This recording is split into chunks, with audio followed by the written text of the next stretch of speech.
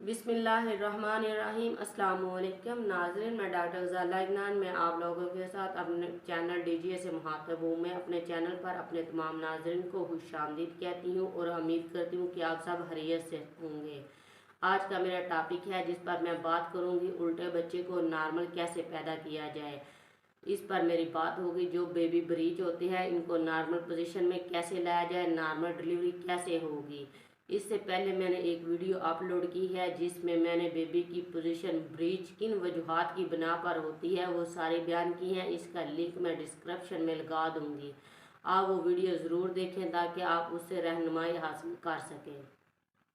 अब चलते हैं अपने टॉपिक की तरफ। उल्टे बच्चे को नॉर्मल पोजीशन में कैसे लाया जा सके ताकि नॉर्मल डिलीवरी जो है वो मुमकिन हो सके। अगर आपका 8वां माह है और बच्चा आपका उल्टा है तो इसके लिए आपको बिल्कुल परेशान होने की ज़रूरत नहीं है। 8वें माह में बेबी की पोजीशन फिक्स होती है। अगर 36 वीक तक भी आपका बच्चा उल्टा है तो इसमें चांस होता है कि आपका ऑपरेशन हो। इससे में बेबी की पोजीशन को चेंज करना ज़रा मुश्किल होता है। 36 वीक से पहले अगर बेबी उल्टा हो तो इसके लिए परेशान होने की ज़रूरत नहीं है।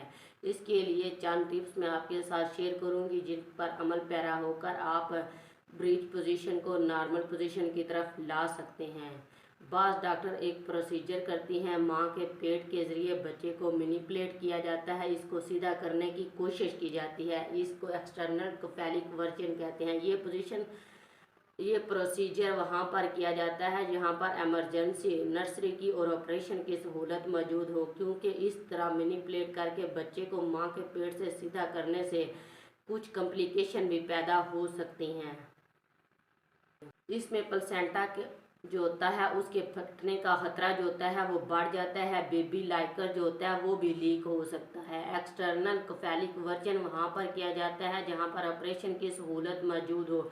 अगर इनमें से कोई भी एमरजेंसी हो तो इसमें फ़ौरन ऑपरेशन किया जा सके और बच्चे को सेव किया जा सके। अगर आपको कोई फाइब्राइड है तो इसमें भी एक्सटर्नल कोफैलिक वर्जन के करने के बाद भी उम्मीद है कि आपकी पोजीशन पहले वाली पोजीशन में चली जाए और इसमें नॉर्मल बच्चा पैदा हो जाता है। अगर आपका पहला बच्चा है और बच्चे की पोजीशन जो है वो ब्रीच है, इस सूरत में आपको कभी भी नॉर्मल की ट्रायल नहीं लेनी चाहिए, क्योंकि ये आपकी फर्स्ट टाइम प्रेगनेंसी होती है और इसमें आपकी हड्डियां जो होती हैं वो ओपन नहीं होती, फर्स्ट टाइम ओपन हो रही होती हैं और इसमें स्पेस कम होती है। ट्रायल लंबे अरसे में भी जा सकता है।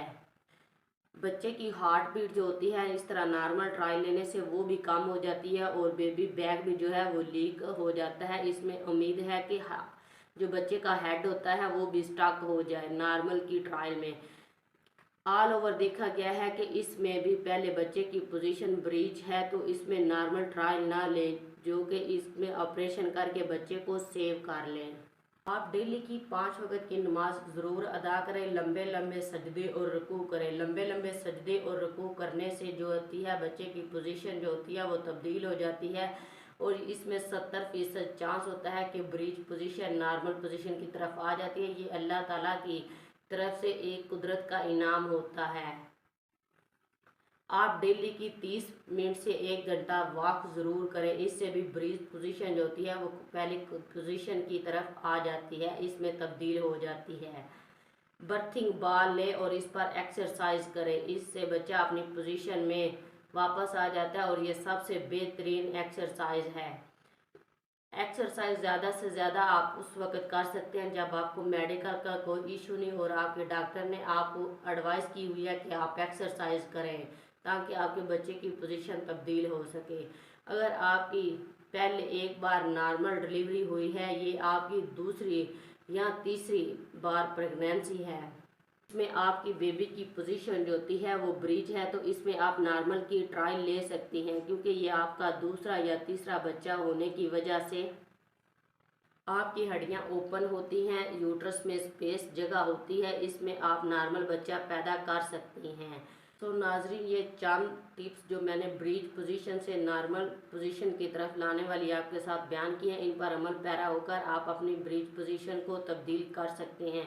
ये सब आपको घर बैठकर करने की ज़रूरत नहीं है, इसके लिए आप अपने डॉक्टर के पास जाएं और इनके मशवरे से کو جو بھی کام کرنا ہے کریں۔ امید کرتی ہوں آج کی میری ویڈیو یہ آپ کو پسند آئی ہوگی۔ اگر آپ کو میری یہ ویڈیو پسند آئی ہے تو میرے فیس بک پیج، یوٹیوب چینل DGA کو لائک اور سبسکرائب کر دیں۔